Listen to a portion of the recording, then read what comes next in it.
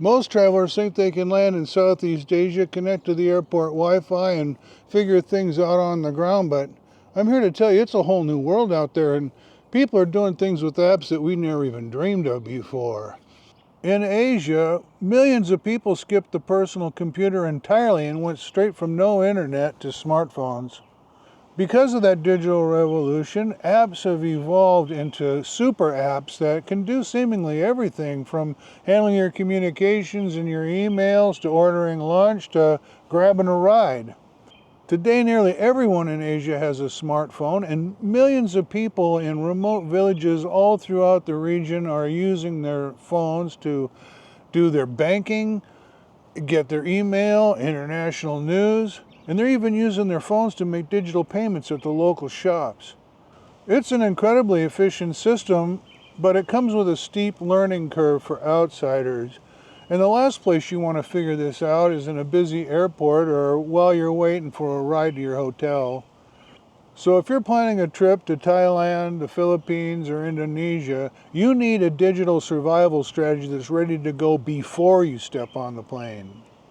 In this video, I'm sharing my personal app strategy and the 5 region-wide apps you need to have installed on your phone before you leave home.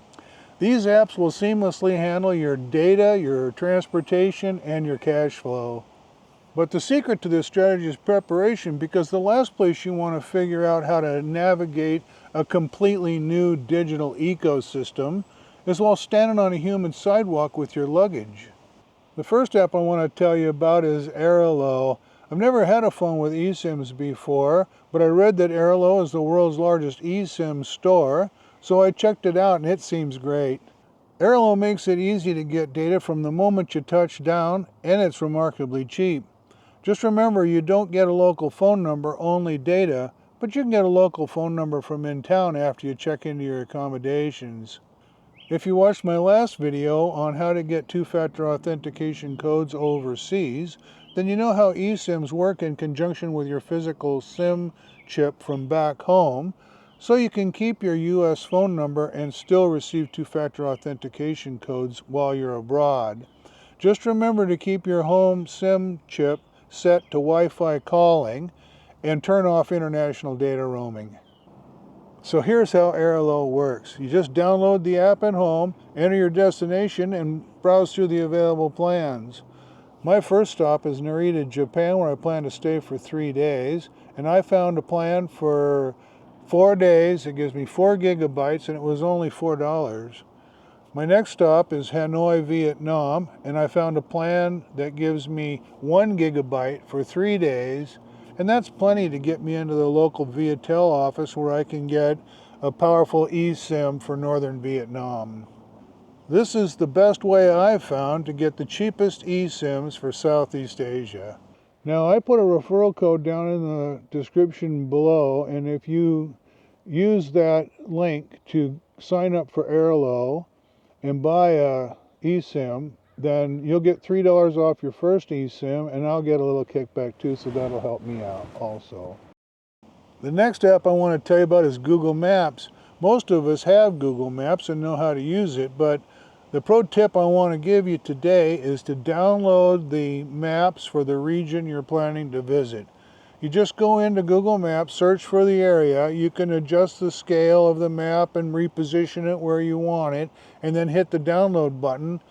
And I think I downloaded all of the maps for the entire island of Bali, and it only took up like 135 megabytes, so they're really lightweight and don't use up a whole lot of storage on your phone.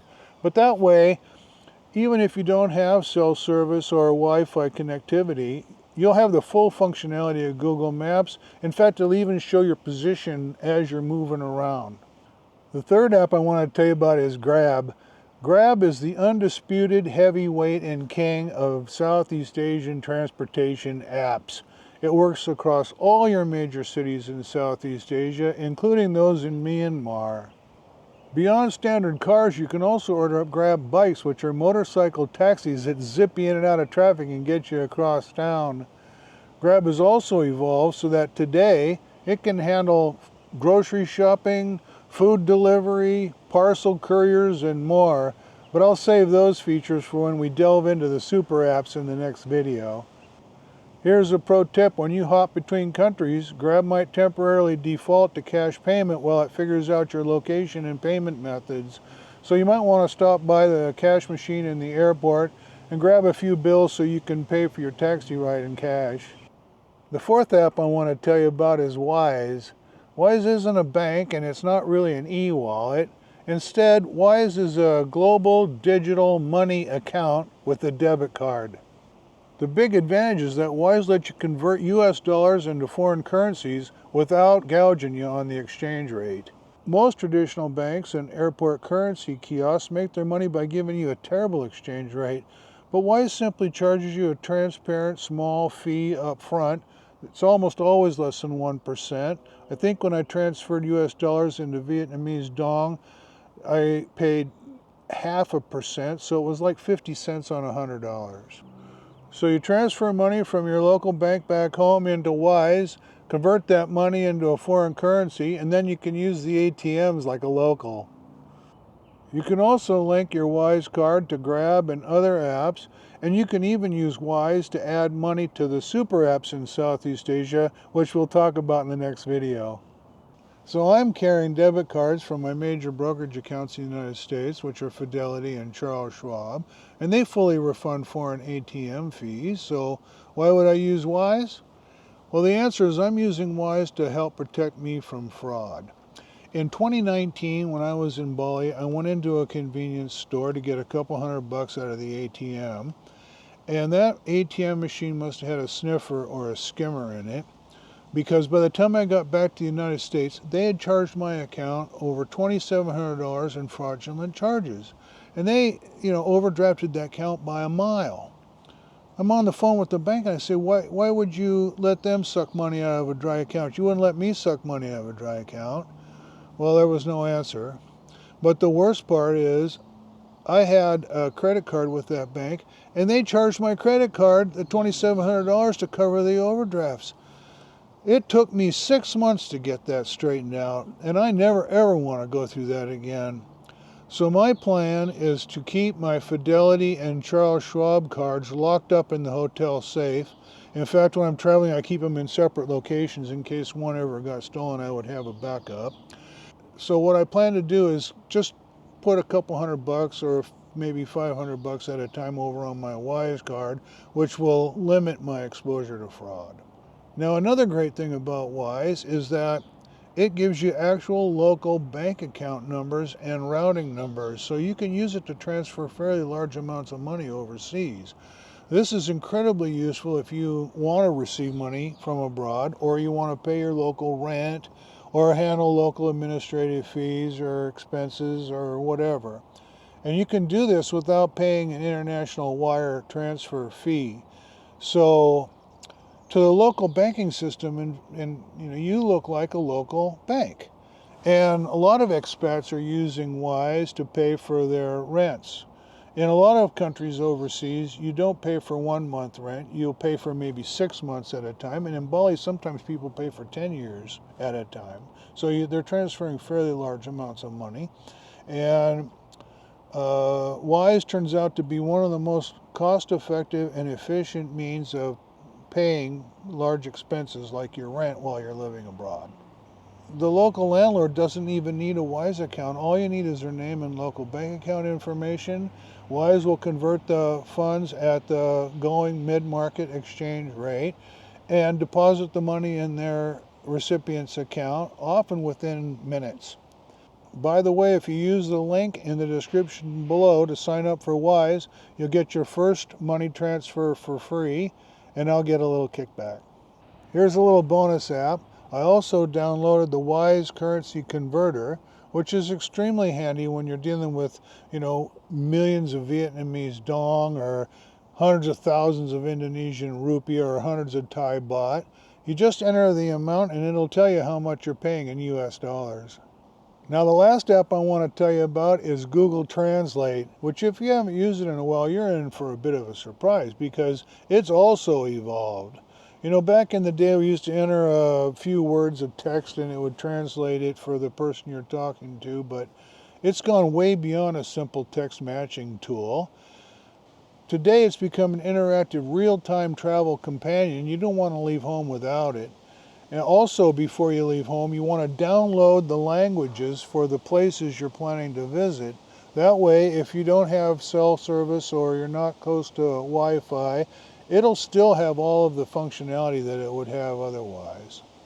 Google Translate lets you speak words into the phone and it'll translate them into a foreign language, but also has this great camera feature where you can click the camera button and point the phone at a foreign menu or street signs or ads in a window, and it'll translate what it's seeing into your language. It kind of superimposes the English over the top of the words that it's seeing, and it's incredibly handy. In addition to reading foreign menus, I use it to read bus schedules and train stations. It's incredibly handy.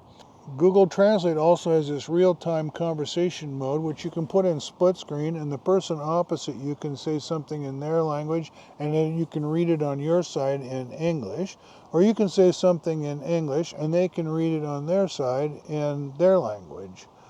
It's not 100% accurate, so it's best if you keep, you have to speak clearly, keep your phrases short, your sentences short, and then it works pretty well. With these 5 foundational apps on your phone, you can confidently land anywhere in Southeast Asia and know that your data, your transportation, and your cash flow will be locked down and good to go. But here's the thing, these are just your starting baseline. The digital landscape in Southeast Asia is rapidly evolving, and if you think you're going to use like a standard text message to coordinate with your local boutique hotel in Bali or schedule your diving trip the next day, you're in for a surprise because they don't use standard texting over there. In fact, standard texting is almost dead everywhere in Southeast Asia. They use completely different apps that you've probably never even heard of. So to truly travel like a local and interact with the people and businesses around you, you have to be ready every time you cross a border in Southeast Asia. For example, if you're in Indonesia, everyone there uses a specific messaging app.